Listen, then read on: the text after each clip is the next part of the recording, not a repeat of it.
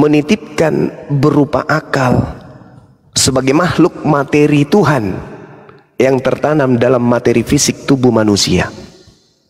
Itu yang disebut akal. Jadi Tuhan memperkenalkan dirinya kepada manusia dengan menitipkan perangkat sebagai makhluk materi yang tertanam dalam materi fisik kita sebagai manusia. Itulah yang disebut akal. Jadi akal ini kemudian menghantarkan kita sebagai manusia, di mana akal merupakan serpihan cahaya Tuhan, yang dengan akal ini kita manusia mampu membedakan segenap kualitas-kualitas objek, benda dan seterusnya yang ada di sekeliling kita manusia.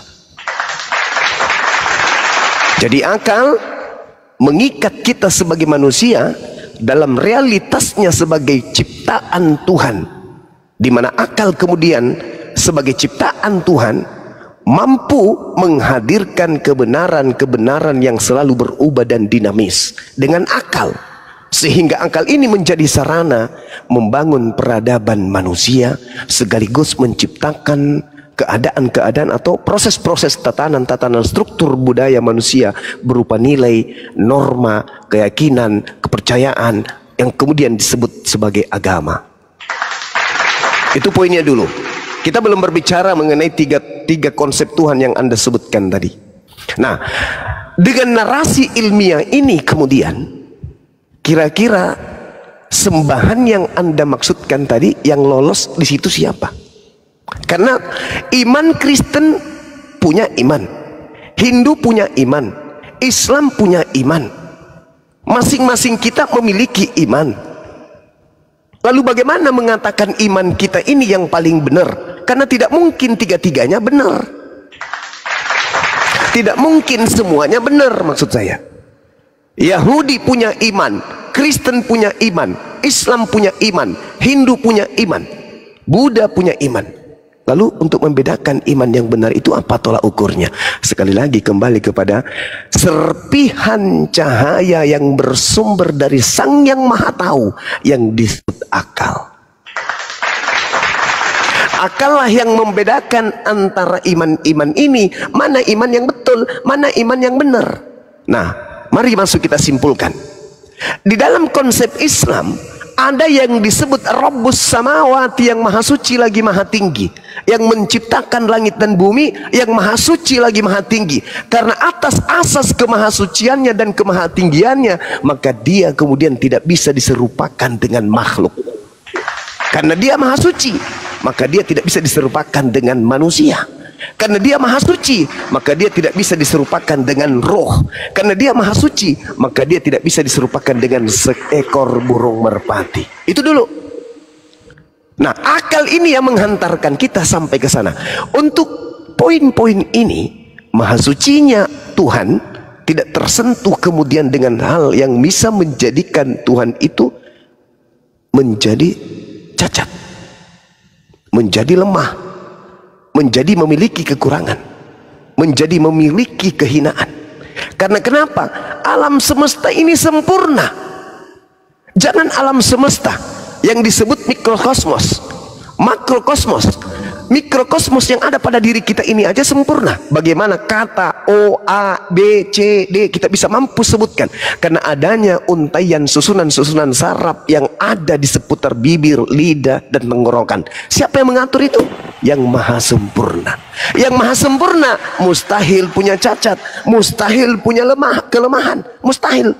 Oleh karena itulah kemudian dalam konsep ini, ketika Anda berbicara mengenai sesuatu yang ilmiah, maka pencipta langit dan bumi itu sama dengan bukan ciptaan, sama dengan tidak serupa dengan ciptaan, sama dengan tidak setara dengan ciptaan, sama dengan ciptaan tidak akan mampu kemudian mewujudkan secara keadaan absolut keberadaan eksistensi Tuhan, melainkan hanya dengan akal. Jika rambu-rambu ini kemudian dihantam, rambu-rambu ini kemudian dihancurkan, maka yang muncul yang disebut paganisme. Muncullah orang-orang yang menyembah batu, menyembah pohon, menyembah anak orang, menyembah peternak, menyembah ternak, menyembah hal-hal di luar daripada yang maha suci. Kenapa? Karena hal ini ditabrak. Akal seketika layu, akal seketika mati fungsi. Sedangkan akal yang ada pada diri manusia adalah serpihan cahaya Tuhan, yang dengan itu kemudian manusia mampu membedakan antara nilai-nilai atau kualitas-kualitas objek atau sesuatu yang kemudian bisa disifati. Contoh, akal mampu membedakan hitam putih, akal mampu membedakan panjang pendek, tinggi rendah, besar, kecil, dan seterusnya. Akal mampu. Sehingga dengan akal ini kemudian manusia mampu melumpuhkan alam semesta. Manusia mampu menjadi pemimpin alam semesta. Manusia bisa menguasai alam semesta dengan akal. Jangan lupa, dengan serpihan cahaya ini jugalah kemudian akal mampu mencari dan menemukan pencipta langit dan bumi. Nah ini saudara, jadi kemana kita pergi hendak mengatakan Tuhan mana yang betul? Kalau ini yang menjadi sandaran, pemahaman tentang entitas absolut yang tunggal ini menjadi sandaran, di mana kita sebagai manusia berada pada ufuk yang berbeda, ufuk di mana kita menempati ruang dan waktu, menempuh perjalanan relativitas waktu, maka yang disebut Tuhan tidak terikat dengan hal-hal tersebut. Nah, kembali kepada pertanyaan saudara, kira-kira yang mana yang memenuhi syarat? Sembahannya umat Islam atau sembahannya umat Kristen? Karena pencipta ini adalah yang menguasai alam semesta, bukan pencipta yang dikuasai oleh alam.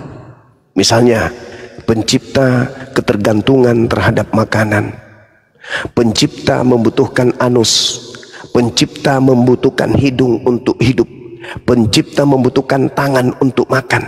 Itu sifat-sifat makhluk dan tidak bisa dinobatkan kepada sifat Sang Maha Kuasa. Tidak bisa, karena memiliki keterbatasan. Sementara yang disebut pencipta itu Maha Kuasa. Bagaimana mungkin kemudian dia bisa dikatakan Maha Kuasa sedangkan hidupnya tergantung kemudian terhadap waktu, zaman, not, ritme, gelombang, cuaca, makanan, suhu, pakaian.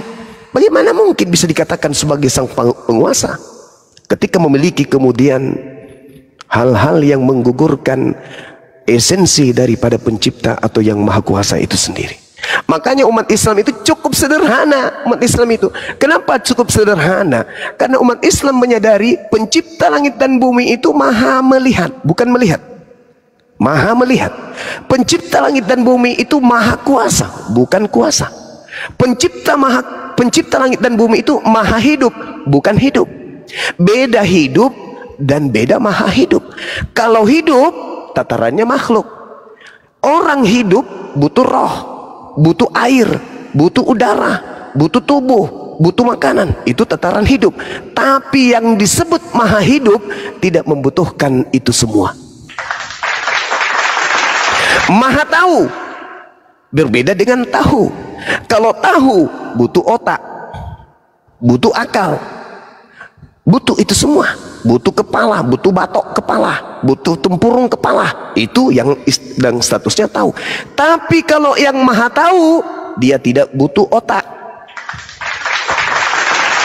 Dengan kata lain, pencipta yang maha tahu ini bukan makhluk. Laisa kamislihi syai'. Umat Islam sederhana, cukup dengan mengangkat tangan bertakbir, memuji kepada Allah. Allahu Akbar.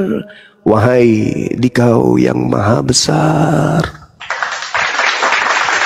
Kira-kira yang maha besar ini sadar enggak kalau dirinya lagi diseru, lagi disanjung oleh ciptaannya bernama manusia? Sadar enggak? Oh sadar. Kenapa?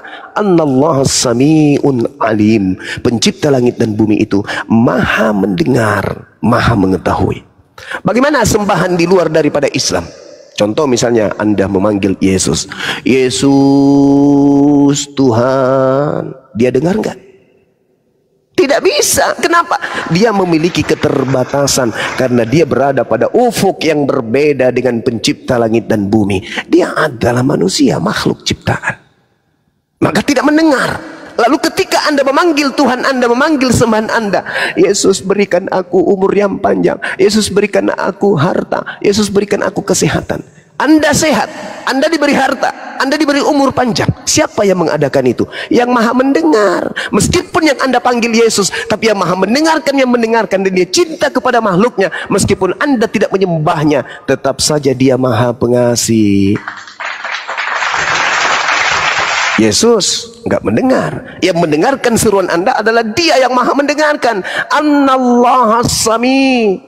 Yang maha mendengarkan itulah yang mengabulkan doa Anda, bukan yang Anda seru. Karena yang Anda seru pun masih saja mengharapkan pertolongan dari yang maha mendengar. Bapakku yang ada di surga, dimuliakanlah namamu, kata Yesus. Gugur dia. Sementara entitas tunggal yang absolut tidak membutuhkan siapapun. Tidak membutuhkan siapapun. Kalau dia masih membutuhkan sesuatu di luar dirinya, itu bukan Tuhan. Makanya Tuhan yang maha kuasa, maha perkasa ini menciptakan kemudian ciptaan dua alam. Alam makrokosmos dan alam mikrokosmos. Itu bertanda bahwa dua alam ini sebagai bukti bahwa pencipta yang maha kuasa itu hadir. Dengan adanya alam makrokosmos dan alam mikrokosmos, bukti bahwa pencipta alam semesta yang maha besar itu hadir. Jadi tak perlu dicari siapa yang mengambil mayat Tuhanku di sini, nggak perlu. Karena Tuhan itu maha hadir. Kalau Tuhan itu tidak maha hadir, lalu siapa yang mengatur alam semesta ini? Sehingga alam semesta ini butuh keteraturan, butuh keselarasan, butuh kesesuaian, butuh hal yang dinamis, bukan statis tapi hal yang dinamis, sehingga terjadi kekompakan antara unsur satu dengan unsur lain, antara komponen satu dengan komponen lain, antara zat yang satu yang zat yang lain, antara habitat yang lain dengan habitat yang lain, antara individu dan individu, kelompok dan kelompok, membutuhkan Sang yang maha mengatur itu semua.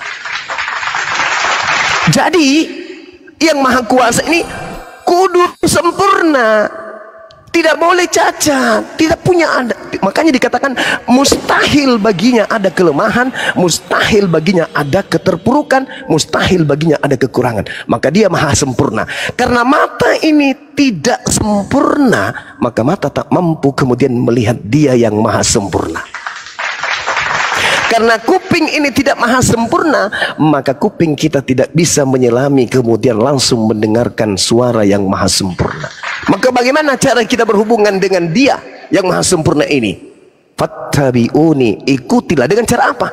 Menyembah kepadanya. Bagaimana cara menyembahnya? Ikuti aturan wakil-wakil yang diutus ke atas muka bumi. Itulah yang disebut para nabi. Bagaimana umatnya Nabi Musa kemudian menyembah kepada hakikat pencipta? Nabi Musa menerima firman dari Tuhannya. Bagaimana caranya umatnya Yesus menerima perintah beribadah kepada Tuhannya? Yesus sebagai utusan Tuhan menerima perintah, menerima ajaran untuk Yesus sampaikan kepada pengikutnya.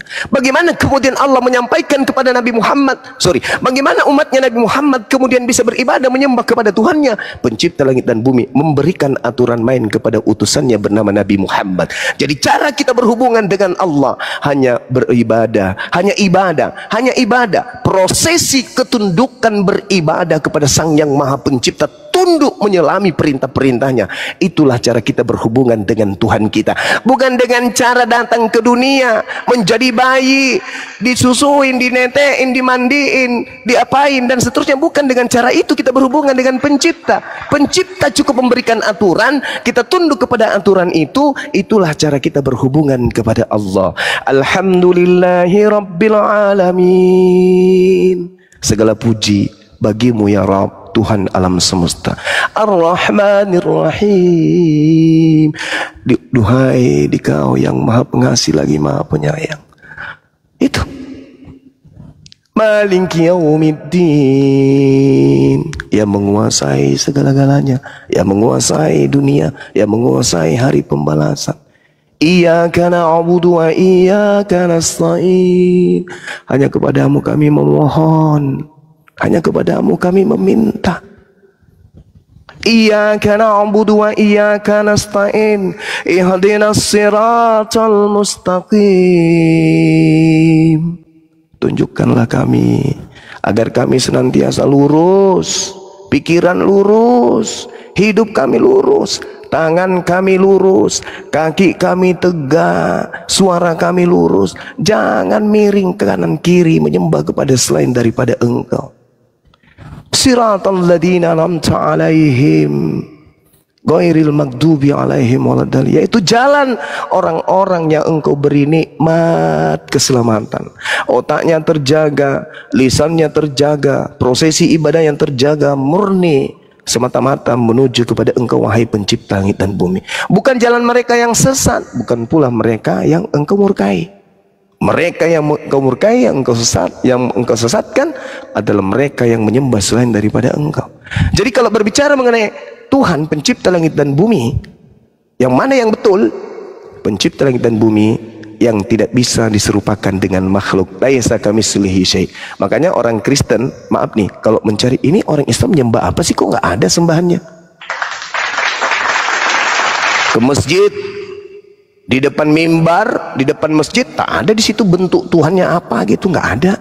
Berbeda dengan sebagian Kristen, masuk di gereja ada di situ tokoh bernama Kristus, patungnya ada kok, bahkan lengkap dengan ibunya. Ada yang dijadikan objek sembahan. Kalau di Islam tidak. Kenapa demikian? Karena Tuhan di dalam Al-Quranul Karim ketika menciptakan makhluknya bernama manusia, apa kata Allah kemudian diterangkan dalam surah Qaf ayat 16. A'udzubillahi minasyaitonirrajim. Walaqad khalaqnal insan wa na'lamu ma tuwaswisu bihi nafsuh. Dan sungguh aku telah menciptakan manusia dan mengetahui apapun yang dibisikkan oleh hatinya. Saya ulang, wa na'lamu ma tuwaswisu bihi nafsuh. Aku Tuhan pencipta langit dan bumi yang maha mengetahui apapun yang dibisikkan oleh hati manusia. Jadi Tuhan kami itu tidak perlu kemudian datang dalam bentuk manusia, dalam bentuk sarung, dalam bentuk kotak amal, dalam bentuk sepeda, beca. Nggak perlu. Kenapa? Cukup dengan hati kami menyeru, ya Rabb. Nah, itu kami sudah memanggil tuh, wahai Tuhanku. Tuhan kami yang maha melihat, maha mendengar, tahu hambaku lagi memanggilku. Tuhan, hari ini aku sakit Tuhan. Jika sakitku ini darimu, jadikan dia sebagai penggugur dosaku. Jika sakitku ini adalah ujian, tabahkan aku untuk menerima penyakit ini. Indah sekali di Islam itu, karena senantiasa dekat dengan Tuhannya. Jadi Tuhan itu tidak perlu dicari. Ada juga yang mengatakan, oh iya memang Tuhan kami, Tuhan kita itu memang dekat, tapi kok harus jadi orang dulu? Seakan-akan tidak percaya kalau Tuhan itu maha melihat. Seakan-akan tidak percaya kalau Tuhan itu maha suci. Seakan-akan tidak percaya kalau Tuhan itu maha tahu. Sehingga Tuhan itu harus turun dulu. Padahal serpihan cahaya berupa akal sudah dititipkan oleh Tuhan ke kita. Itulah kenapa kita beda dengan makhluk yang lain. Bahkan kepada malaikat pun kalah malaikat itu daripada kita. Iblis kalah. Iblis kalah. Jadi kalau iblis aja kalah dari manusia, sangat naif kalau ada Tuhan yang kalah oleh iblis. Sampai Tuhan dia cobai sama iblis. Jadi saya kira begitu saudara. Mohon maaf saya panjang lebar. Memang saya agak bernafsu kalau berbicara mengenai konsep Tuhan. Apalagi yang bertanya itu adalah saudara saya yang non muslim, yang santun, yang baik, yang mau belajar. Karena perintah Allah dalam Al-Quran, ud'u ila sabili rabbika bil hikmah. Serulah manusia kepada jalan Tuhanmu dengan cara hikmah, wabil hasanah dengan cara yang baik. Demikian, silakan. Izin sebentar Guru dah. Izin sebentar. Bang Wabe, sebentar sebelum mau dijawab. Itu di atas ada apa? Kotak anunya, kotak apa namanya? Kalau kotak amal. Kotak amal ya. Harta karun. Harta karun. Dekat-dekatnya di situ ada sekitar 5 apa? persembahan Bang Stelo di bawah. Iya, persembahan Bang Stelo tuh ada 1000 koin itu, 1000 koin di atas itu. Ditekan ya, ditekan yang di atas itu. Ya, ditekan oleh forennya, ada 1000 koin di atas itu. Atas karun. Oke, lanjut Bang Babe, lanjut. Makasih Abang Zuma, makasih. Bang Zuma, saya minta waktu tambah 15 menit, boleh Bang Zuma ya? Izin ya? Boleh, silakan kawan, silakan.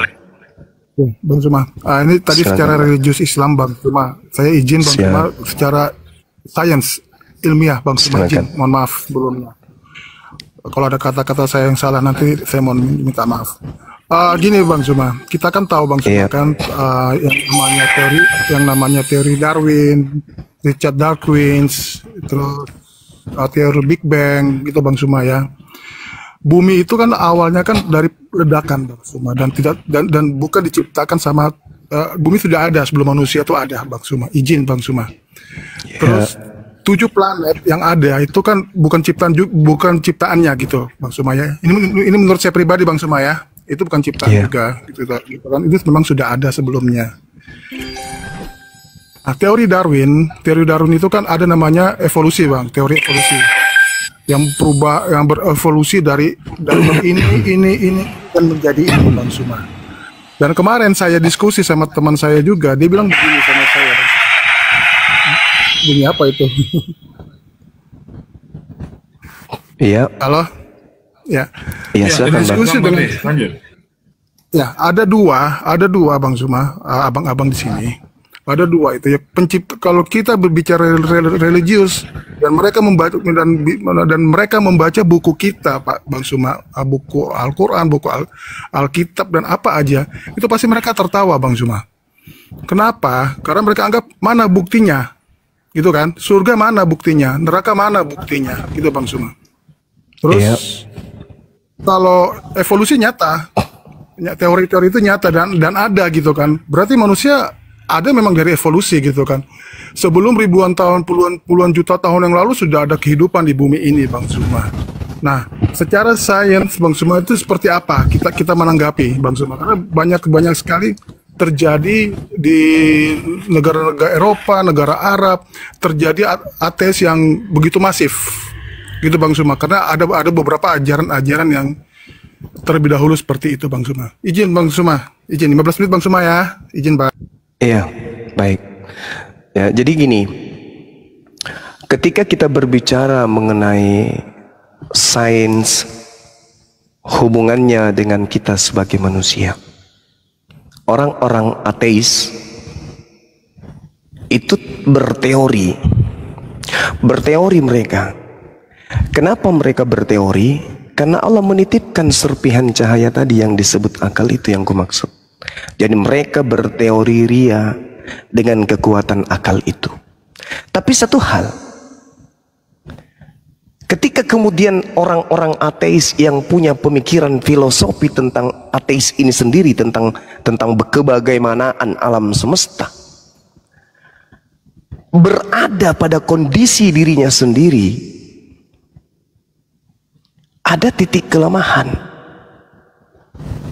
Apa itu? Mereka kemudian tidak mampu menahan lajunya pertumbuhan, bertambahnya usia dan penuaan terhadap jasadnya. Ada yang memaksa mereka kemudian harus tua. Artinya apa? Ada kekuatan yang kemudian yang menggiring mereka kepada ketiadaan. Nah, inilah yang disebut ada titik lemah pada para pemikir-pemikir ateis tersebut, di mana kelemahan-kelemahan ini justru akan menghantarkan mereka kepada kelemahan dan butuh sesuatu yang sangat dahsyat di bawah kelemahan itu. Contoh sederhana,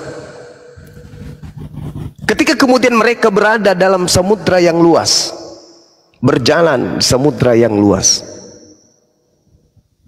tanpa makan, tanpa minum, mereka ada pada titik nol, hendak meninggal, dalam keadaan ingin mati. Kira-kira Berlaku nggak bagi dia itu bahwa Tuhan itu tak ada? Itu dulu. Ini dulu. Ini sebagai ini sains dan sangat mudah untuk kita pahami. Berlaku nggak bagi ateis bahwa Tuhan itu tak ada pada kondisi ini? Di tengah-tengah samudra yang luas, tak ada makanan, tak ada minuman, tak ada daratan, dia hanya berada di atas puing-puing papan yang mereka raih ketika kapal yang mereka naik itu pecah karena badai. Ketika kemudian mereka mendekati detik-detik kematian, berfungsi tidak ilmu ateis tak bertuhan itu kemudian? Atau jiwanya menjerit, mencari sesuatu yang jauh lebih dahsyat yang mampu menyelamatkan dirinya? Itu dulu. Ini secara sains. Sedangkan kalau di dalam pembahasan yang saya sampaikan tadi, eksistensi kemudian keberadaan Tuhan. Tuhan menciptakan dua alam sebagai pertanda bahwa Tuhan itu hadir. Makrokosmos atau alam raya, tempat bertebaran gugusan-gugusan bintang yang nampak ataupun yang tak nampak. Itu yang pertama. Mikrokosmos atau kemudian alam kecil yang ada pada diri manusia. Nah, ketika kemudian adanya kelemahan pada diri manusia, contoh misalnya, contoh nih, ikan yang hidupnya di darat, di laut. Ketika kita lihat dia hidup di habitatnya, namun ikan ketika kita naikkan ke darat, maka kemudian ikan itu tak bisa hidup karena tidak sesuai dengan konsep berdasarkan kodrat dirinya. Artinya ketika orang-orang berpikir bahwasanya ini semua berlaku kemudian terjadi dengan sendirinya, maka coba naikkan ikan itu ke daratan. Ikan itu tidak akan hidup karena tidak berkesusahan. Berarti ada yang mengatur ini semua. Begitu juga yang ateis tadi, coba suruh turun di air, hidup di air. Artinya dia yang tidak percaya kepada Tuhan pun harus tunduk kepada sesuatu yang sangat kuat. Itulah yang disebut Tuhan.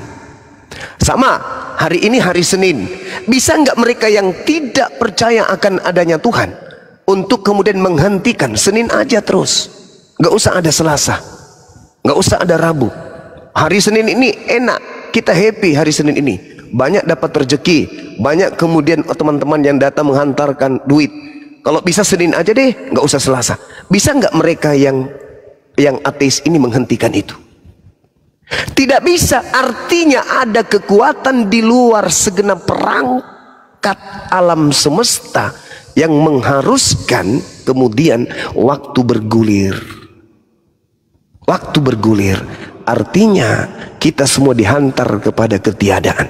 Kalau mereka tidak percaya adanya surga, mereka tidak percaya adanya neraka, kenapa mereka percaya adanya hari Selasa? Padahal itu terjadi yang sifatnya masih angan-angan. Itu terjadi sifatnya masih abstrak, belum nyata. Hari Selasa besok itu belum nyata baginya. Apa dia bisa menunjukkan hari Selasa besok itu seperti apa? Hari Selasa besok berjatuhan daun-daunan, angin bertiup kencang, terjadi kemudian bencana. Dia bisa lihat? Tidak bisa. Tapi apakah dia bisa yakin Selasa besok itu ada? Ada katanya. Lalu kenapa mereka tidak bisa yakin kalau akhirat surga dan neraka itu tidak ada? Karena kelemahan. Yang dekat dipercaya, yang dekat dipercaya, tapi yang jauh tidak dipercaya. Itulah kelemahan akal, itulah kelemahan manusia. Sehingga untuk memahami keabsolutan sebuah keadaan tidak bisa dengan akal semata, melainkan wahyu. Akal itu bung, akal seibarat manusia dengan komputer. Akal, kita lihat nih, akal berkata, aku hendak mencetak huruf-huruf di atas sebuah benda putih di mana huruf itu berwarna hitam dan kemudian bisa dibaca. Akal. Akal itu. Bagaimana bisa mengimplementasikan apa yang diuraikan oleh akal tadi? Harus ada komputer. Akal mencapai pada posisi itu. Dia mengatakan, menginstruksikan, aku mau ada kertas putih, ada tulisan di atasnya, ada huruf-huruf, yang kemudian huruf-huruf itu mengantarkan pesan untuk dipahami. Bagaimana bisa akal ini mengaktualisasikan itu? Memberikan pernyataan-pernyataan ini menjadi nyata. Harus ada komputer. Maka begitulah akal diberikan oleh Allah, begitu juga wahyu. Akal mampu kemudian berfikir, tetapi wahyu yang sebagai pengantar pikiran kita untuk menjadikan kita sampai kepada kebenaran absolut. Jadi tidak bisa hanya berfikir, harus ada kemudian objek yang menjadi pernyataan dari hasil pikiran. Coba orang-orang ateis itu, jadikan kekuatan berpikirnya bisa nyata. Misalnya dia duduk, kemudian menenangkan diri, lalu pikirannya mengatakan, aku hendak menemukan benda putih tertulis apa yang ada dalam pikiran saya. Bisa enggak? Tanpa adanya komputer dan printer? Tidak bisa. Berarti punya kelemahan. Dengan kata lain, ketika dia berpikir tentang Tuhan, lantas dia katakan tidak mungkin, itu sama halnya dia mengatakan, aku hendak menemukan kertas putih yang di atasnya tertulis huruf-huruf berwarna hitam supaya saya bisa baca. Dengan kata lain dia mengatakan itu mustahil terjadi. Karena kenapa? Akal yang sampai kepada poin itu tidak mampu mencetak kertas keluar dari mulut atau dari hidung atau dari pantat, keluar kertas lantas tertulis apa yang kita pikirkan. Kita butuh kemudian benda lain. Maka seorang ateis tidak mampu menjadikan otaknya sebagai finali di dalam kemudian memutuskan perkara Tuhan itu ada atau tidak ada. Gak bisa. Dia harus membutuhkan alam semesta ini untuk membuktikan keberadaan Tuhan. Seekor harimau, meskipun tak nampak harimau itu ada, kalau dia memiliki jejak, maka harimau itu oleh akal kita meyakini 100% harimau itu ada. Tuhan, meskipun kemudian kita tak nampak Tuhan itu, tetapi Tuhan kemudian menjajalkan kemudian jejak keberadaannya dengan adanya alam semesta, terciptanya alam semesta, adanya siang dan malam, adanya bulan, pergeseran masa, pergeseran waktu. Itulah tanda-tanda Tuhan menitipkan kemudian simbol-simbol keberadaannya. Kitab suci menghantarkan itu, akal sehat juga menghantarkan itu. Contoh yang tadi, yang sederhana. Bagaimana kemudian kita bisa mengetahui bahwa ada yang disebut aliran listrik, sementara aliran itu tak mampu kita lihat. Nanti kemudian kita paham bahwa ternyata benda berupa karet yang ada di sekeliling kita ini ketika disentuh ternyata nyetrum, rupa-rupanya ada setrum di dalamnya, tapi alirannya itu tidak kita tahu. Artinya sahabatku, seibarat hal sederhana, mesin mengalirkan kemudian aliran listrik kemana ia pergi. Tapi bukan berarti mesin itu yang bergerak di antara kabel-kabel menuju kepada stop kontak yang ada di rumah. Bukan. Tetapi mesin yang mengalirkan semua alirannya kemudian kemana-mana sehingga menyala, listrik menyala, lampu menyala, HP menyala, semuanya menyala, kulkas menyala, dan seluruhnya menyala karena bersumber dari satu sumber yang mengalirkan kekuatan. Inilah konsep Tuhan. Tuhan yang maha kuasa, yang maha hidup, mengalirkan kehidupan di alam semesta ini sehingga yang tadi alam makrokosmos dan mikrokosmos ini bisa terhidupkan karena adanya mesin penggerak. Ini secara sains. Siapa bilang kabel yang begitu tenang, tidak ada nyala api, tidak ada percikan api di sana, tidak membawa kemudian sesuatu yang sangat kuat? Siapa bilang tidak? Coba aja lepaskan kabel itu, pegang. Kalau tidak geriting giginya, alisnya yang berubah menjadi pita kaset. Artinya apa? Tidak semua yang tak terlihat itu tak ada. Tidak semua. Dan satu hal yang perlu dipahami oleh orang ateis, alat untuk melihat itu disebut mata. Adanya benda di depan mata, di situ kemudian melahirkan penilaian terhadap materi, substansi materi kemudian bisa kita tahu dengan adanya pupil yang ada di kelopak. Nah sekarang, benda yang paling terdekat dengan mata kita itu adalah kelopak mata kita. Ada nggak orang-orang ateis yang mampu melihat kelopak matanya dengan matanya? Ini benda yang paling terkecil, yang paling terdekat. Benda yang paling terdekat dengan mata kita itu adalah kelopak mata. Silakan Anda tutup kelopak mata Anda. Apakah Anda melihat kelopak mata? Ndek nara. Artinya kita memiliki kelemahan. Janganlah kita makhluk yang lemah ini kemudian mengandalkan diri kita. Karena kita untuk mengetahui denyut jantung kita, darah kita mengalir seperti apa, yang mengatur pertumbuhan rambut kita siapa, kenapa gigi tidak bertumbuh seperti rambut, kenapa tulang rusuk tidak bertumbuh seperti kuku, kenapa kelamin kita tidak memanjang seperti rambut, siapa yang menyusun itu semua? Kita, orang tua kita, pemerintah. Gak mungkin. Yang mengatur itu semua itulah yang disebut Sang Khalik, yang mengadakan, yang menciptakan. Kita ini makhluk yang lemah. Tidak bisa kemudian dengan kelemahan kita ini bisa mengatakan Tuhan itu tak ada. Sementara untuk mengatur ritme kehidupan kita, jantung kita, darah kita pun kita tak sanggup. Al-Quran saya mengatakan, terakhir dari saya Bung, Al-Quran saya mengatakan begini, A'udzubillahi minasyaitonirrajim, wa nahnu aqrabu ilaihi min hablil warid. Dan aku Tuhan pencipta langit dan bumi lebih dekat kepada manusia daripada manusia itu terhadap urat lehernya. Tuhan pencipta langit dan bumi menurut Al-Quran lebih dekat ke kita nih, ke tubuh kita daripada kita sendiri ke urat leher kita. Buktikan. Mari kita buktikan secara sains. Bagaimana orang ateis mengetahui kemudian bentuk saraf-saraf yang ada di lehernya? Ketika dia menelan nasi, siapa yang mengatur semuanya? Siapa yang mengatur segalanya? Sehingga kemudian makanan itu ada yang lari ke ginjal, ada yang lari ke limpa, ada yang ke mata, ada yang ke hidung dan seterusnya. Siapa yang mengatur itu semua? Dia, yang ateis yang mengatur. Ketika kemudian dia minum obat sakit kepala, dia kemudian tidak minum Combantrin, yang dia minum itu pasti adalah Bodrex misalnya. Kenapa nggak minum Combantrin aja? Karena dia tahu bahwasanya nanti salah konsep. Ketika sakit kepala maka obat yang masuk itu larinya ke kepala. Siapa yang mengatur? Apakah tangannya masuk melalui tenggorokan, didorongnya obat Bodrex itu masuk ke dalam, diputar-putar jari-jarinya, habis itu diangkat lagi masuk ke dalam kepalanya, habis itu dititipkan di sebelah kiri dan kanan, diletakkan, habis itu dia mengatakan kemudian, aduh bersyukur sekali saya punya tangan karena berkat tanganku lah sakit kepalaku sembuh. Bisa kayak gitu? Tidak bisa. Dia hanya memasukkan air dengan obat yang bukan lagi urusannya dia. Siapa yang mengatur itu semua?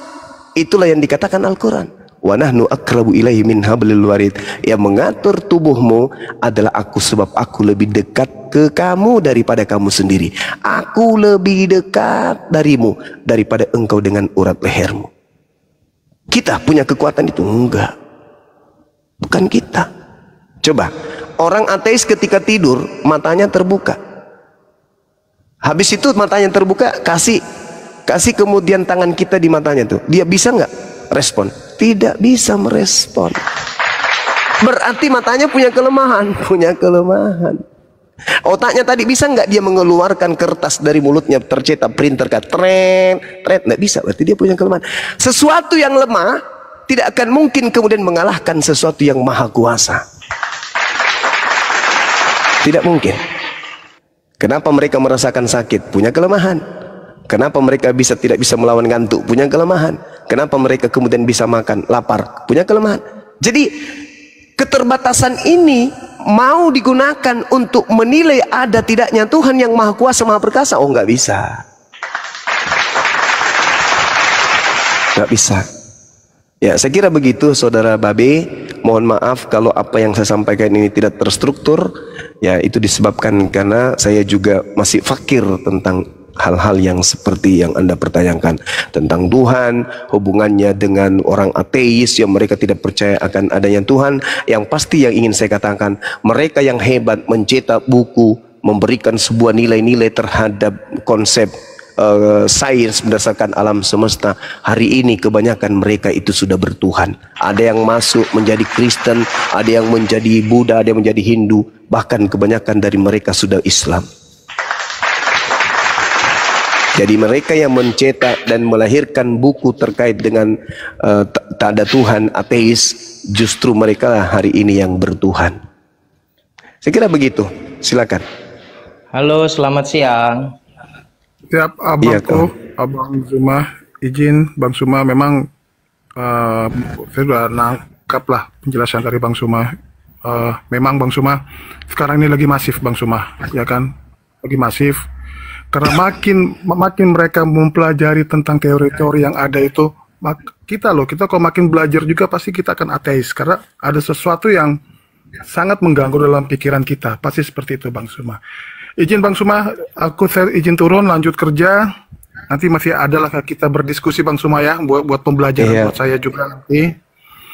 Mohon izin. Baik, makasih Bang Zuma. Abang-abang di sini makasih. Selamat berpuasa semuanya. Selamat siang. Iya, Arif, semangat makasih siang. Bang Arif. Ya, selamat siang. Mas siang. Ya, amin. Selamat sore, men. Ada yang perlu dikoreksi, men? Nggak koreksi, apa yang dikatakan Zuma itu 80% benar, tapi itu kalau dikaitkan kepada iman Kristen akan benturan. Tapi aku di sini mau nanya Zuma aja sih. Boleh bertanya? Iya, Bang. Ini kan bulan puasa, bahasa kalian bilang bahasa bulan Ramadan gitu ya. Pertanyaan gua, iman Islam ini kan memulai puasa itu melihat bulan. Nanti setelah selesai bulan mau akhiri puasa juga melihat bulan gitu ya. Nah, pertanyaan gua, apa hubungan bulan dengan imanmu itu sehingga engkau bergantung kepada bulan untuk menentukan memulai puasa dan mengakhiri puasamu dengan bulan? Silakan. Iya. Baik. Ketika kita berbicara mengenai bulan, maka bulan inilah yang menjadi tolak ukur waktu. Satuan baku untuk waktu itu detik, menit, jam, hari, bulan, tahun. Itu diambil kemudian dari bagaimana bulan ini kemudian menjadi hal yang menjadi sumber. Orang-orang terdahulu juga menjadikan bulan itu sebagai penentu waktu. Itu. Jadi kalau di Islam bulan dijadikan sebagai penentu waktu itu tidak bertentangan dengan apapun. Satu-satunya satelit alat alam semesta milik bumi yang kita sebut dengan bulan, yang kemudian memberikan penggambaran jelas tentang waktu itu. Makanya dalam Al-Quran itu dikatakan bahwasanya itu adalah penunjuk waktu bagi manusia dan ibadah. Apa itu bulan? Jadi bulan yang dijadikan sebagai dasar pijakan dalam Islam untuk menentukan waktu. Al-Quran surah Yunus ayat 5, kemudian apalagi Al-Baqarah ayat 189, gitu Bang. Jadi perhitungan waktu di dalam Islam itu bisa menggunakan bulan seperti itu. Nah kalau kalau pertanyaan ini ditanya ke Anda, misalnya bagaimana di Kristen menentukan waktu, apa yang menjadi kemudian tolak ukurnya? Silakan. Pertanyaan saya itu sebenarnya nggak menjawab ya Bang Zuma. Yang kamu jelaskan kepada saya itu bicara dengan waktu, di mana waktu itu terkumpul menjadi 1 bulan. Bicara waktu dalam bulan. Pertanyaan saya bukan bicara waktu dalam bulan, tapi pertanyaan saya adalah kenapa imanmu itu bergantung kepada benda yang ada di langit, yaitu bulan? Nah, kan sudah saya katakan tadi, bagaimana kemudian bulan ini mengelilingi bumi Dan menurut perhitungan astronomi sekalipun, waktu tempuh itu ada nilai-nilai angkanya, saya lupa.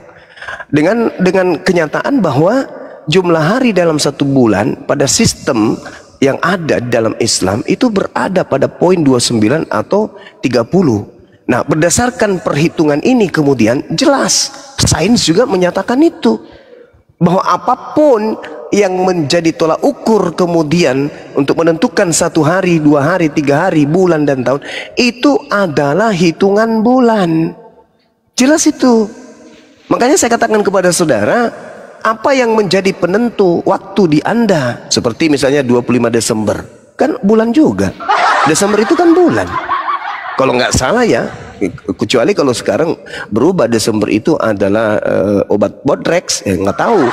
Tapi kalau setahu saya Desember itu bulan. Jadi penentu ulang tahunnya Tuhanmu ya bulan, kan gitu. Oke, baik. Saya Ada nggak yang bisa menggantikan saya? Pusing saya ini. Oke, baik. Sebenarnya sih saya mengharapkan Juma yang ngomong ya. Saya mengharapkan Juma yang ngomong gitu. Jadi yang sekali lagi saya katakan, Juma, yang kamu kaitkan terakhir tentang kelahiran Yesus juga bicara bulan. Saya tidak bicara perkumpulan waktu hingga dikumpulkan menjadi 1 bulan. Saya tidak bicara itu, saya tidak tanya itu. Yang saya tanya benda langit yang di langit, yaitu bulan.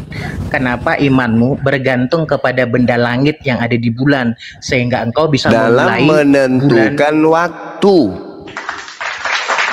Dalam menentukan waktu yang kami kemudian hitung itu adalah bulan. Ya.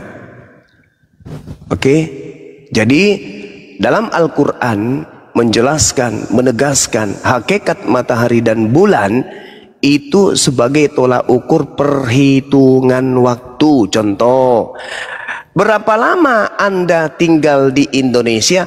Oh, sudah 3 liter. Oh, sudah 4 ember. Pasti waktu dan larinya ke bulan atau matahari. Saya sudah 3 bulan, Pak. Oh, saya sudah 5 hari, Pak. Pasti larinya ke situ. Kenapa? Al-Quran sudah mengatakan matahari bulan itu adalah alat untuk mengetahui bilangan tahun, bilangan waktu dan seterusnya. Ini udah jelas sekali kok. Yesus ulang tahun kapan? Bulan Desember. Kenapa Anda tahu? Karena bulan. Kok jadi aneh ya? Ada nggak yang bisa menggantikan saya? Baik, oke, Juma. Kalau kalau kamu memang tidak bisa menjelaskan, kemudian kamu lari kepada penjelasan kumpulan waktu yang kamu kaitkan dalam bulan, bentar aja. Bentar bro. Oke, kalau kamu lari kepada situ, ya bisa jadi penjelasanmu itu dikaitkan kepada waktu. Maka orang Muslim melihat puasanya berkaitan dengan waktu yang ada dalam bulan itu, yaitu bulan Ramadan. Tapi pertanyaan saya, kalau kamu tidak mau menjawab, ya nggak apa-apa. Yang saya tanya, kenapa nggak lari kepada matahari? Mungkin saya biar kamu lebih dapat nangkap ya pertanyaan saya. Kenapa nggak ke matahari? Kenapa nggak ke bintang? Itu mungkin lebih tepat supaya kamu daripada kamu muter kepada perkumpulan waktu gitu. Kenapa nggak ke matahari? Kenapa nggak ke bintang? Gitu loh. Ya, saya tanya samamu sekarang.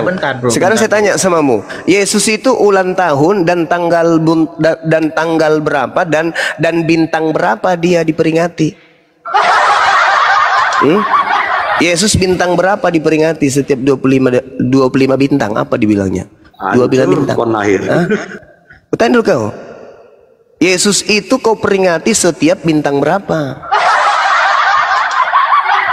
Bintang apa? Udah. Al-Quran saya mengatakan huwallazi ja'ala syamsa diya wal qamara nura wa qaddarah manazila li ta'lamu adadas sinina wal hisab ma khalaqallahu dzalika illa bil haqq yufassilul ayati liqaumin ya'lamun. Allah yang menjadikan matahari bersinar, Allah yang menjadikan bulan bercahaya, Allah yang menempatkan tempat-tempat orbitnya agar kamu manusia mengetahui bilangan waktu dan perhitungan waktu. Allah tidak menciptakan demikian itu melainkan dengan kadar yang benar. Dia menjelaskan, Allah menjelaskan tanda-tanda kebesarannya kepada orang-orang yang berakal. boleh ya saya ngomong. Jadi saya tadi meminta Zuma sih sebenarnya yang menjawab, karena memang Zuma ini Yang dikenal kamu orang. temani ngomong tadi ini siapa rupanya? Iya, makanya saya bilang tadi kan, bahasa saya kan tidak salah bahwa saya mengatakan kamu Zuma karena kamu memang Zuma. Jadi saya mengharapkan jawaban memang dari Zuma, dan saya tidak, kamu kan tadi lempar ke orang, saya tidak butuh jawaban orang lain selain kamu. Karena Nah, saya kamu sudah dipandang jawab, orang, tapi iya, Anda bentar. ngeyel. Makanya Bentar, saya Zuma. minta bantuan sama yang lain. Oke, bentar Zuma. Jadi karena memang kamu minta bantuan kepada orang lain, saya tidak mengharapkan jawabannya, dan kamu dari pertanyaan yang saya utarakan kepada kamu, menurut pikiran dan logika saya tidak mendapatkan jawaban, dan saya bisa Iya, menyimpulkan. kamu Kristen loh. Gimana mau Oke, masuk bentar. pembahasan Al-Quran ke otakku? Iya, Gak bisa oke. lah. Bentar. Sekarang boleh nggak saya Jadi- bertanya? Iya nanti, bentar, Oh, nanti. sebentar lagi. Jadi, Ya, sebentar lagi. jadi dari pertanyaan yang saya utarakan kepadamu, dari situ saya menyimpulkan bahwa ternyata pertanyaan saya itu sangat berat untuk kamu jawab, Oh, karena saya sudah tidak- jawab. Kamu lari kepada kumpulan waktu kok. Ja'ala syamsa diya'an wal qamara nuran wa qaddarahu manazila li ta'lamu adada sinin wal hisab. Udah kejawab. Oke. Kalau Nah, kamu sekarang saya balik bertanya, boleh? bentar bro, bentar. Bentar. Jadi dari jawabanmu itu saya bisa menyimpulkan bahwa memang pertanyaan itu berat untuk dijawab sekelas bernama Gurunda. Pertama, Udah yang terserah kedua. lah. Oke, Terserah good. suka-sukamu Oke. lah. Saya boleh tanya? Bentar, boleh nanti. Ben. Oke, jadi yang kedua Bang Zuma, saya melihat ya. Saya dulu yang pertama bertanya dulu Iya, supamu. supaya narasi saya selesai gitu, baru kamu tanya gitu ya Zuma. Oh iya boleh. Oke, jadi pertama bahwa pertanyaan saya adalah sesuatu pertanyaan yang sangat berat untuk dijawab. Yang pertama, yang kedua, saya mau menyatakan bahwa karena persamaanmu dengan orang-orang yang menyembah matahari memiliki persamaan, dari sini saya berpikir bahwa penyembahanmu itu adalah penyembahan sama dengan penyembahan pagan yang menghadapkan imannya kepada ciptaan Tuhan di angkasa. Terima kasih. Sekarang kamu silakan bertanya. Oke. Dalam hitungan waktu di Kristen itu apa yang dijadikan sebagai tolak ukur? Kalau di Islam kan matahari dan bulan. Sampai kamu memberikan kesimpulan pagan. Sekarang dalam perhitungan waktu di Kristen itu apa yang menjadi dasar pijakan alat hitungannya? Silakan. Oke, boleh saya jawab? Ya memang Oke. kewajibanmu pura-pura bertanya. Jadi, oke. Jadi, teman-teman termasuk Bang Zuma, Alkitab memberikan data bahwa Tuhan menciptakan langit dan bumi dan manusia dan seluruh isinya itu dalam waktu 6 hari. Maka Hari ini apa? Hari ini apa? Hari ini apa? Maksudnya hari ini apa? Tempat tidur, kelambu, tempayang, atau apa ini hari? Lemari kah? Atau sarung, batik, atau apa gitu? Apa hari ini, Bang? Matahari atau ada nggak hubungannya waktu matahari Anda mengatakan hari itu ada nggak hubungannya dengan pergeseran matahari dan bulan, Bang? Ada nggak? Oke. Nggak ada ya? Ada. Saya Ada. kasih kesempatan ngomong. Ada. Loh, ada. Kenapa saya nggak Ada. bisa ngomong bebas? Nah, Kenapa saya saya nggak bisa belum ngomong? menemukan Ada, Bang. jawaban. Saya belum menemukan jawaban. Yang saya tanya, perhitungan waktu di Kristen itu alat ukurnya apa? Saya kan jawab Bang. Kamu Itu bertanya, Tuhan, saya jawab. itu Tuhan yang kau sebutkan tadi. Kalau di Islam kan jelas bahwasanya umat Islam menentukan sebuah waktu berdasarkan hitungan matahari dan bulan dan didukung ayat suci Quran. Anda mengatakan itu pagan. Sekarang kalau itu pagan, di Kristen untuk menentukan waktu disebut 1 hari, 1 bulan, 1 tahun. Itu apa yang menjadi tolak ukurnya? Panci bolong Oke. atau apa? Nah, silakan. Saya dengan senang hati dan dengan rasa bangga saya akan menjawab pertanyaanmu itu Ya. kalau kamu tidak potong. Silakan. Karena saya potong Oke. karena tadi lucu ada kata hari. Oke. Ketawa jahat deh. Lanjut. Oke, silakan. Jawabanmu mana? Oke, silakan. semoga kamu bisa lebih sportif. Saya menjelaskan, kamu tidak potong. Nanti kalaupun itu tidak sampai kepada Enggak, otakmu, kaget aku karena kamu mengatakan jawaban saya itu, pertanyaanmu itu pertanyaan yang sangat sulit. Karena saya menjawabnya dengan mengatakan hitungan waktu itu memang ditentukan oleh matahari dan bulan, dan kau mengatakan itu adalah pagan. Nah sekarang ketika kau memberikan narasimu, belum apa-apa sudah menyinggung kata hari. Ya mana yang panci bolong di sini? Ayo, jangan kau sebutkan matahari dan bulan, karena itu kau katakan jawaban yang salah. Pertanyaanmu sulit, pertanyaan saya sederhana. Saking sederhananya saya ulang lagi. Apa yang menjadi tolok ukur penentu waktu di dalam agama Kristen? Jawab. Oke.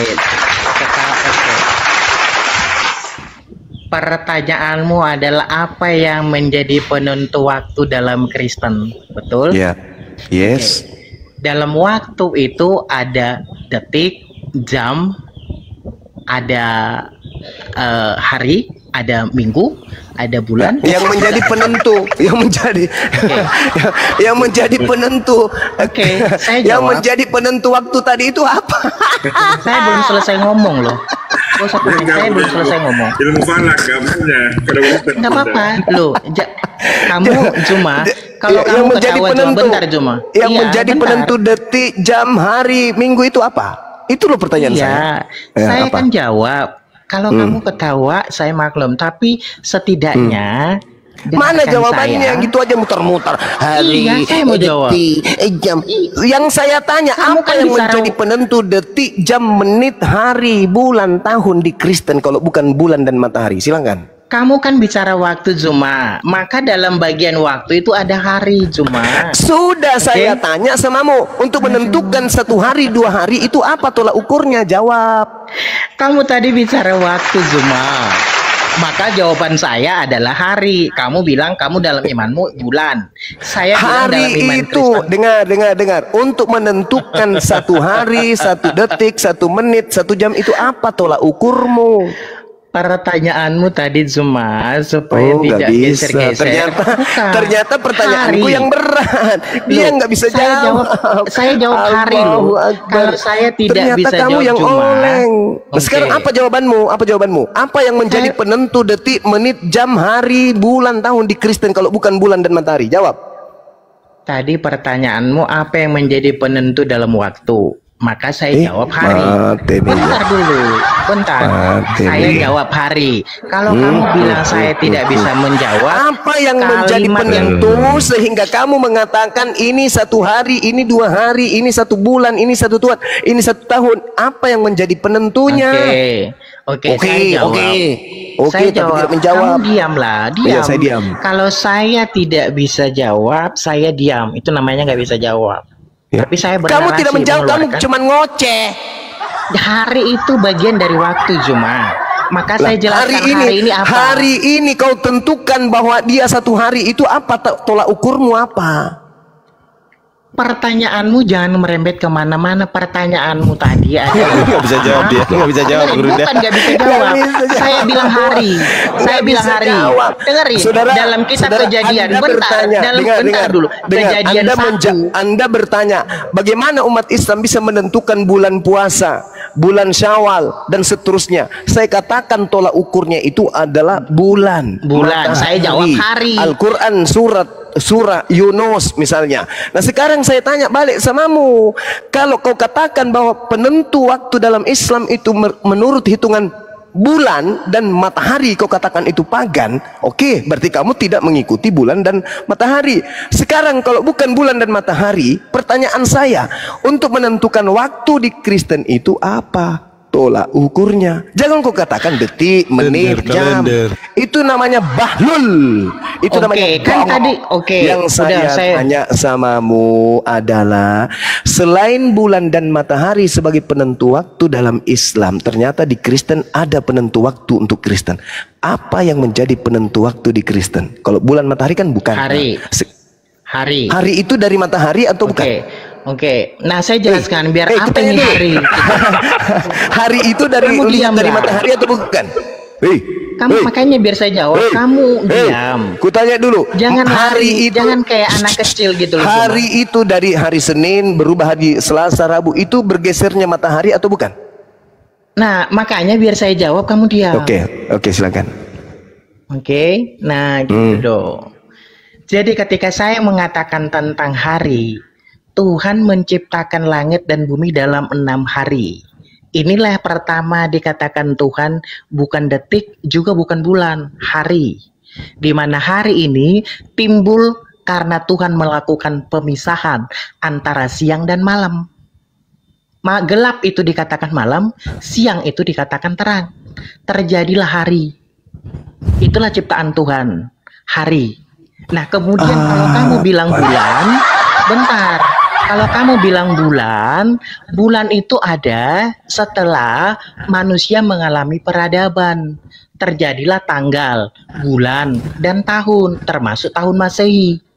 Oke, nah karena dalam iman Kristen itu yang dikatakan Alkitab pertama adalah hari, maka saya jelas mengatakan imanmu itu sama dengan orang yang menyembah matahari.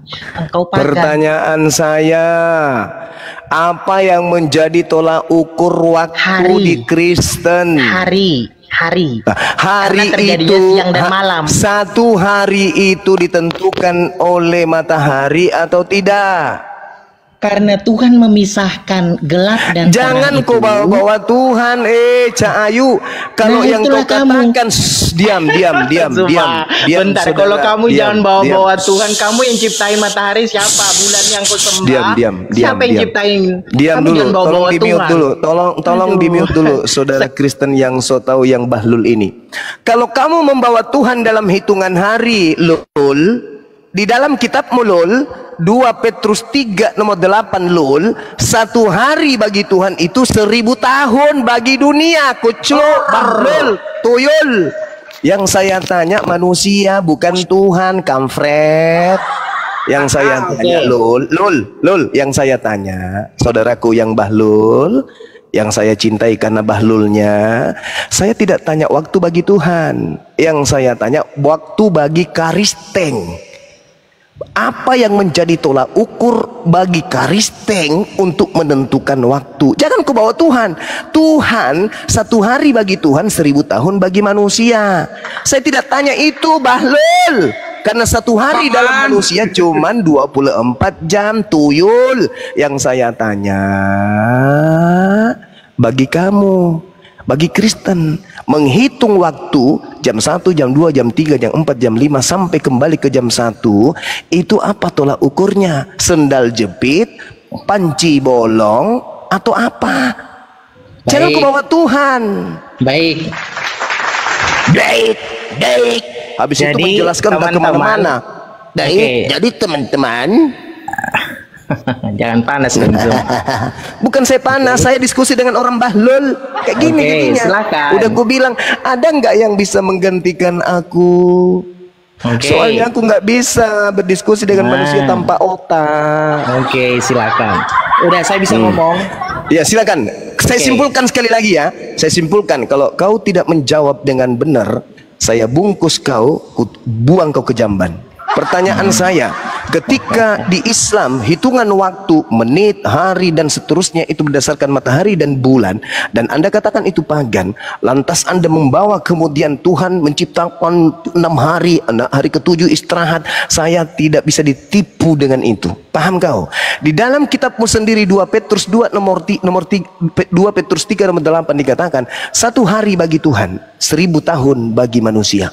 Jangan kau bawa hitungan hari manusia keluar Tuhan. Yang kutanya, hitungan hari di dalam Kristen itu menggunakan apa? Matahari kagak, bulan kagak. Lalu apa yang kau pakai?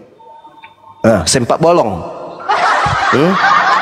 Kau tidak menjawab ini, kusempak kau. Ini baru berat. Kalau pertanyaanmu tadi itu cemen. Nah, jawab. Nah, ada bilang kalender juga lihat bulan dan matahari. Ayo, ini kesusah si Ameng ini, Ameng. Iya, nggak apa-apa. Kamu diamlah, gantian ya. Silakan kalau kamu mengatakan saya tidak menjawab, atau kamu memang menggeser narasi supaya tidak kelihatan sisi kebetulanmu, monggo.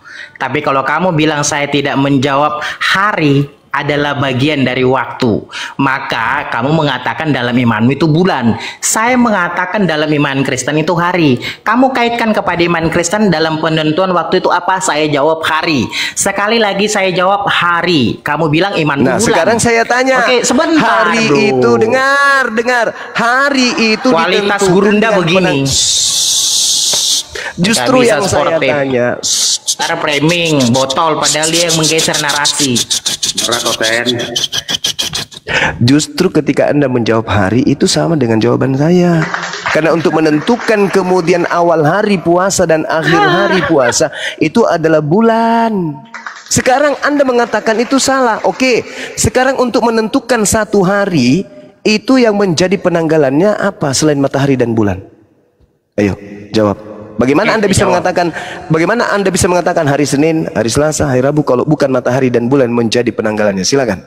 Oke, saya jawab. Tadi sebenarnya saya sudah menjawab. Dari mana jawabannya? Begitu Tuhan memisahkan siang Tuhan dan malam. itu satu hari baginya 1000 tahun bagi manusia. Kita tidak bicara tema. Kita tidak bicara dengerin. Kita tidak bicara jumlah tempo. Itu mulutmu ingin ku beremas, ku masukkan dedak satu karung ke mulutmu. Ingin rasanya.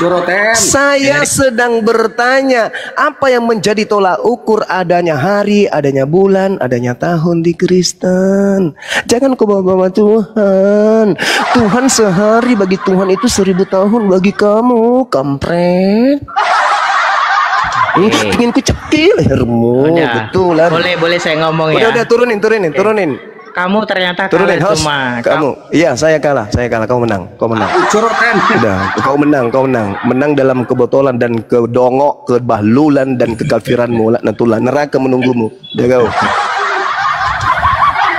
Padahal Gurunda Tuhannya bulan ke-6 datang pakai Gabriel, bulan ke-6. Gak bisa, gak ada jawaban itu, gak ada. Orang dongok cuman menyakiti hati orang Kristen nanti sama dia. Ya, Kristen apa dia tadi? Nah, itu saudara kita aja mengatakan kalender. Kalender ditentukan matahari dan bulan. Gimana? Itu Kristen itu Kristen apa itu pemakan sendal jepit. Nggak tahu dia bang. Oke, dia bilang nih kawan-kawan. Allahu Akbar. Saya baca. Tadi Kristen kami ibadah dulu. Silakan. Yang naik Kristen cerdas lah, jangan buat malu Kristen yang naik ya. Silakan Tison mungkin bisa jawab Tison. Hai Tison. Ya baik brother. Ya kalau kami kan patokan kalender, iya kan. So baking setengah mati kau nak lihat kalender toh. Baik. Tadi saya mau lanjut dulu brother. Tak putus orang tadi. Tentang Kristus itu. Ya kan? Bahwa di sini yang di Galatia saya bawa tadi, Galatia berapa tadi ya?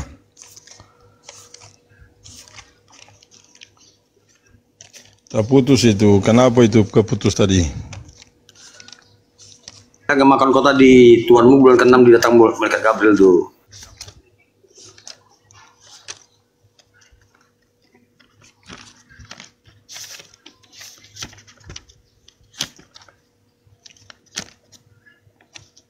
Ya di Galatia 3:29 tadi brother.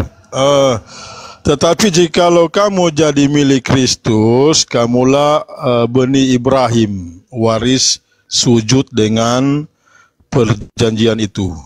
Begitu brother, tanpa kita sunat, seperti yang saudara-saudara Muslim lakukan. Begitu brother. Bagaimana tanggapanmu? Silakan Ustaz Tata barangkali atau Bang Ardi Ansor. Iya. Ustaz Tata aja. Kalau guru-guruku sudah pada mute baru saya masuk. Tapi kalau guru saya masih ada, saya nggak mau. Ya Ustaz Tata, monitor Ustaz Tata. Untuk Jawa Timur kan sudah ini Bang Ardi asar ya waktunya. Aku mau asar dulu ini. Oh iya, sekalian mau masak ya? Mau masak? Silakan Bang Utawaras.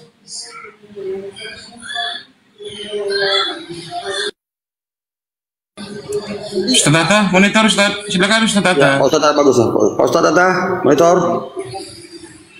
Gurunda masih istirahat Ustaz. Oh ini Bang Andi.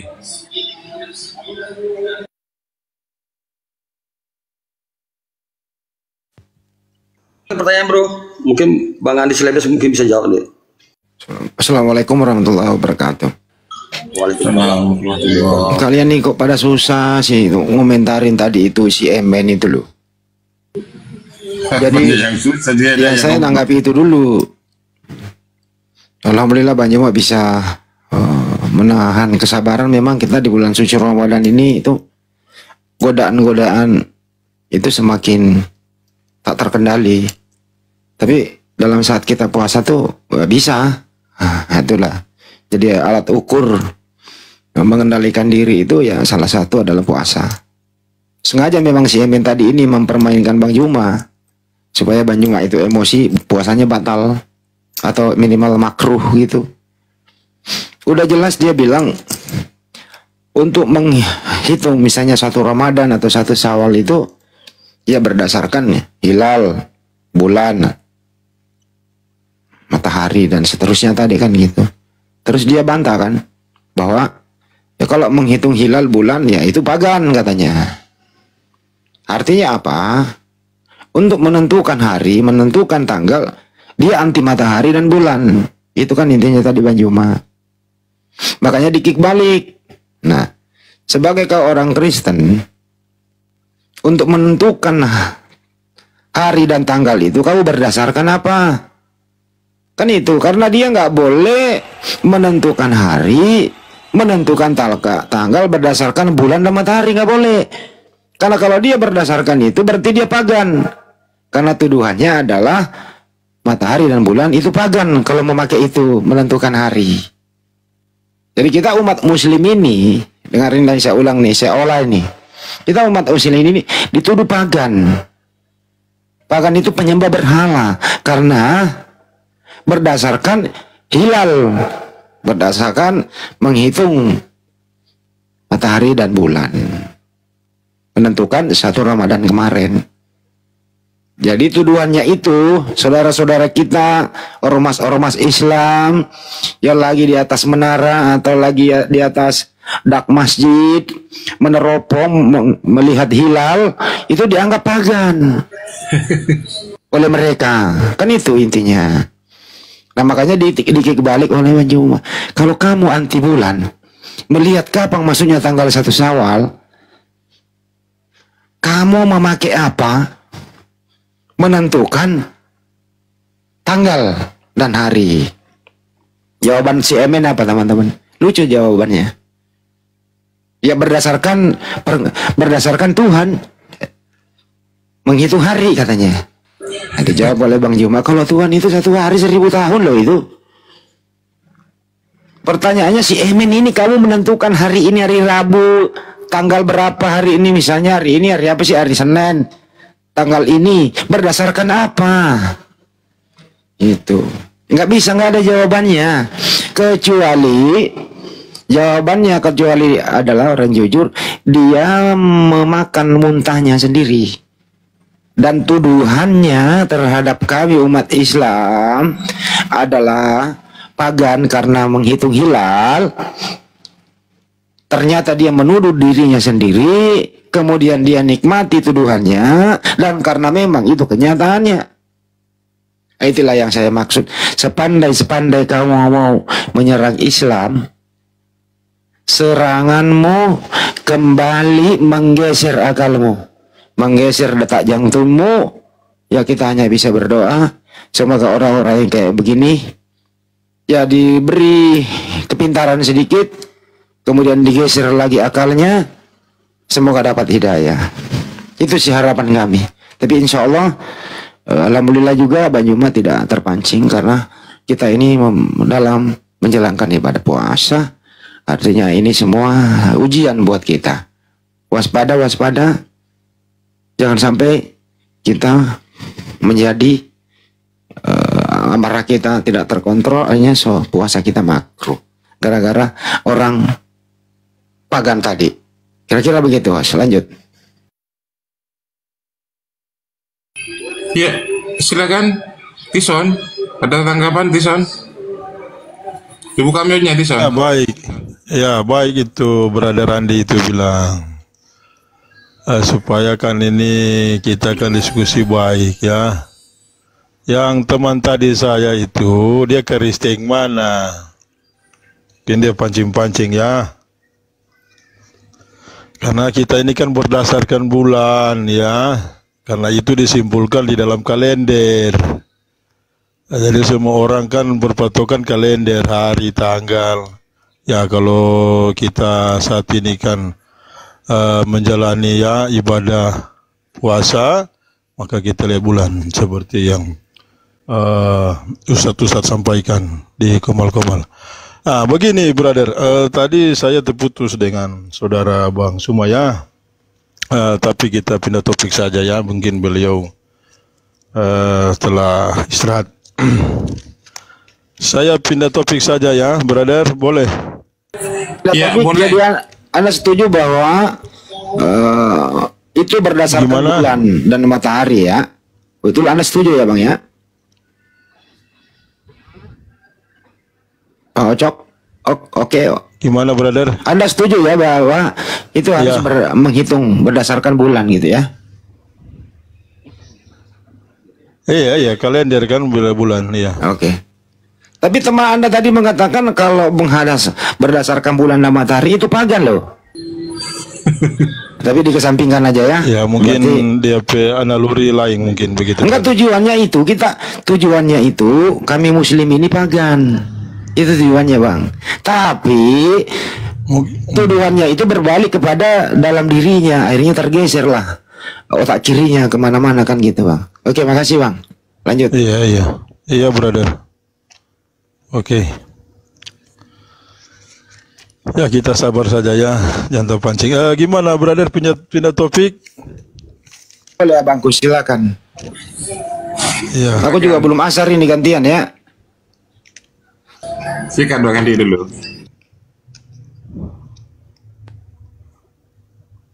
Ya baik, saya pindah topik di dalam laksana Nimrod. Di dalam Quran ada tertulis seperti ini laksana Nimrod. Di dalam Kejadian 10 ayat 8 sampai 9. Ada yang tahu Ustaz? Maksudnya dalam Al-Quran apa? Ya.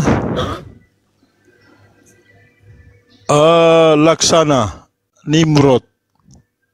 Di dalam Kejadian 8 dan 9.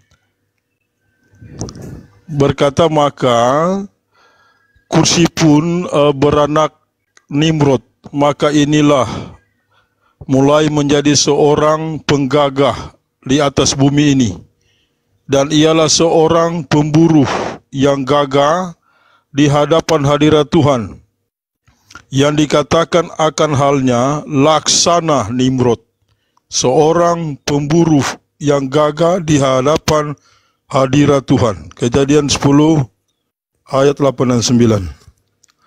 Di dalam cerita ini ada di Quran, brother.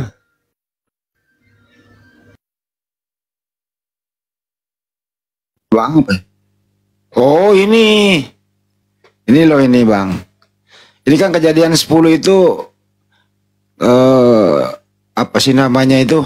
Perikopnya itu kan judulnya nih, daftar bangsa-bangsa keturunan Sem, Ham dan Yafet. Itu ya. Terus nomor 8-nya Kus memperanakkan Nimrod. Dialah yang mula-mula sekali orang yang berkuasa di bumi gitu. Ini berbahaya ini. Ini daftar-daftar yang agak sulit untuk apa namanya ya, dikatakan itu valid 100%. Karena di sini adalah mengenai keturunan Sem, Ham dan Yafet, anak-anak Nuh setelah air bah. Ini setelah air bah ya ini Bang. Jadi menjelaskan kisah keturunan Nuh setelah ada air bah. Nah, setelah air bah itu lahirlah anak-anak laki-laki bagi mereka, keturunan Yafet ialah Gomer, Magog, Madai. Nah, ini kan kisah-kisah. Kalau ini saya no comment ini Bang. Ini benar apa adanya apa enggak? Ini firman Tuhan atau seperti apa? Gitu Bang, saya no comment ini. Ini sesudah Jadi air bah. mungkin yang apa ya, bahasa apa itu yang orang Yahudi itu, yang saya mungkin dia bisa bahas ini. Ini berat ini Saya Bang. kira ada yang tahu. Berat Bang. Berat ya. Iya, maksud Nanti Tison itu saya apa? Laksana Nimrod itu maksudnya Raja Namrud gitu. Apa maksud Tison ini? ya maksudnya di sini kan Laksana Nimrod ini. Aduh, raja lah, jangan Seorang pemburu yang gagah di hadapan hadirat Tuhan. Kalau di Al-Quran itu Bang ada surat Nuh. Surat Nuh itu surat ke-71 terdiri 28 ayat. Itu menceritakan di sana.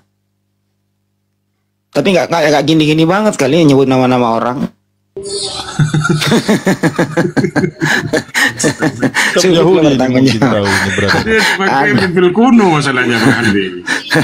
Bible dia Bible kuno tahun 1950. Kita belum lahir. Waduh. Ada Bang, tapi nggak segini-gini banget. Ada surat Nuh ya. Itu surat Nuh kalau nggak salah surat 71. Terdiri dari 28 ayat Bang. Ya baik. Ada, baik. Bang. Kita bicara Nuh saja ya brother ya. Saya boleh bertanya brother. Soalnya gini loh, kalau Kristen juga membicarakan Nuh, apa hubungannya ya? Tuhannya Nuh dan Tuhannya Kristen beda loh Bang. Nah, itu dia. Ya ini kan ceritanya ada di kitab kami Nuh. Itu kitab Yahudi loh Bang. Kan ada Nuh. Nggak ada hubungannya Kristen sama Nuh, serius. Nuh Ya tidak ada, maksudnya gini Bang, Nuh itu tidak mengenal Yesus dan Yesus tidak mengenal Nuh. Tidak berhubungan. Kenapa? Karena waktu Nuh itu belum diperkenalkan ada nanti Yesus sesudah kamu. Dan Nuh tidak pernah mengklaim menuhankan Yesus. Dan Yesus pun tidak pernah menceritakan tentang Nuh. ya brother Nuh kan Adapun kalau iya berbicara itu, air adapun bah, kalau ya. iya tidak pernah tuh Yesus berkata Tuhannya Nuh adalah saya. Tapi nggak apa-apa sih Abang terlalu memanjakan diri ke sana, akhirnya nanti ya Anda cuci tangan sebenarnya kalau membahas itu. Kalau mau lebih aman Bang supaya tergeser sedikit ke arah akal sehat ya mending di PB aja. Enggak, tapi nggak apa-apa sih, silakan Bang yang mana yang mau ditanggapi. Ya baik. Ya boleh saya bertanya brother tentang Nuh ya. Ya kan di Quran ada juga Nabi Nuh ya. Dan di kitab kami perjanjian lama ada Nabi Nuh. Ya baik.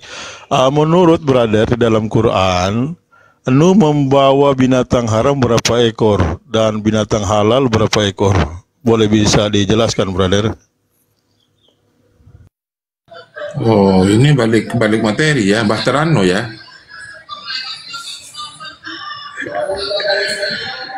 Tadi Raja Namrud, sekarang tentang Bahterano. Ya nggak apa-apa. Emang ditulis di sana apa namanya jumlah binatangnya berapa? Ada? Nggak ada ya Bang menulis jumlah binatang sekian gitu loh. Al-Quran itu nggak matematis kayak begitu menurut saya ya. Tapi di sana Nuh itu kalau menurut kisah kita nih waktu kecil saya belum baca datanya nih. Itu Nuh itu berkhutbah, berdakwah kepada kaumnya Nuh agar ikut Nuh. Nah, Nuh bahkan membuat suatu perahu atau bahtera di tempat yang tinggi ya, nanti banyak orang mencemooh dia kok bisa gitu. Anaknya sendiri kan ada satu yang tidak mau gitu. Jadi kalau mau disuruh menghitung ada berapa binatang, nggak ada yang pernah hitung Bang. Saya nggak bisa menjawab pertanyaan Abang. Itu Bang. Saya nggak pernah Al-Quran tidak mensensus jumlah binatang, Bang. Yang jelas itu secara keseluruhan. Orang yang tidak patuh atas dakwah Nuh berarti kena air, bah. Orang yang mengikuti Nuh selamat. Ya, termasuk manusia dan binatang.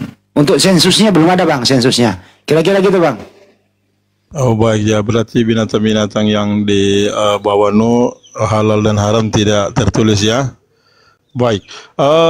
Dan juga saya bertanya, brother, apakah Nuh mengumpulkan binatang-binatang ini atau binatang-binatang ini yang datang sendiri kepada Nuh? Enggak ada Menurut urusannya Quran. Nuh sama, enggak ada urusannya Nuh sama binatang. Ya, Nuh yang bawa binatang-binatang. Nuh itu bukan peternak binatang, tapi binatangnya ini secara natural, sebagaimana juga diterangkan dalam Al-Quran itu, secara natural binatang itu ngerti bahwa ada yang menciptakan dia gitu loh. Binatang aja manut, apalagi manusia di zaman itu. Itu loh, nggak ada urusannya Nuh itu ngurusin binatang. Yang jelas kesimpulannya adalah siapa yang mengikut ya dakwah Nuh ya selamat, siapa yang tidak ya wassalam. Itu aja, Bang, nggak ngurusin binatang apa dan segala macam. Iya. Ya, tunggu sedikit jawab, brother, ada tamu saya dalam malam. Iya. Ada tamu nih. Iya.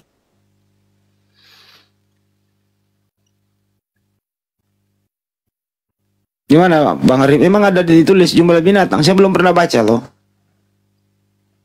Mending dia suruh tanya soal Islam aja, Bang Handi, daripada tanya kitabnya Yahudi, ya kan? Iya. Nah, tanya soal Islam aja, mumpung masih ada Bang Handi nih. Lanjut.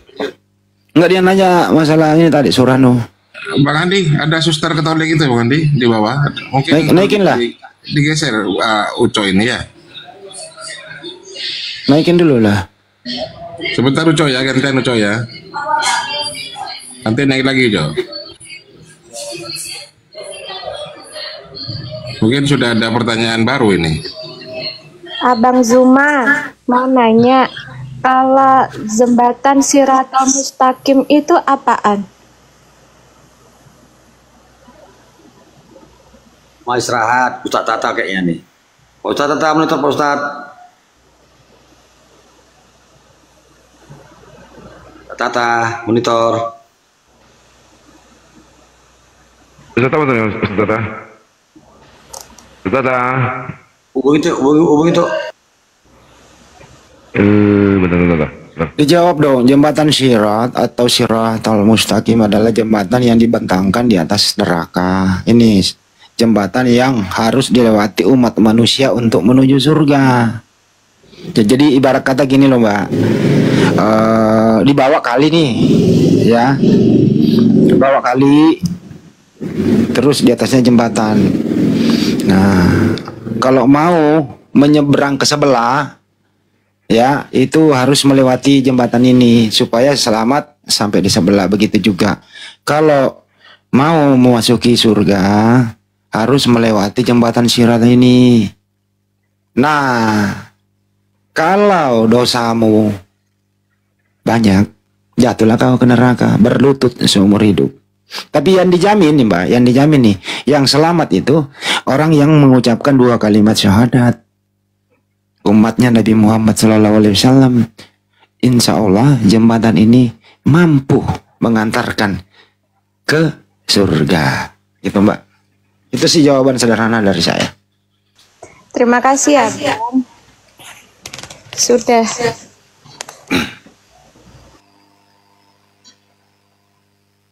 Ada lagi? Ada lagi, Ibu Suster? Sudah. Banyak support. Kenapa nggak nanya? Terbuat dari materi apa itu jembatan itu? Maksudnya Ya, Kak. kayak mana?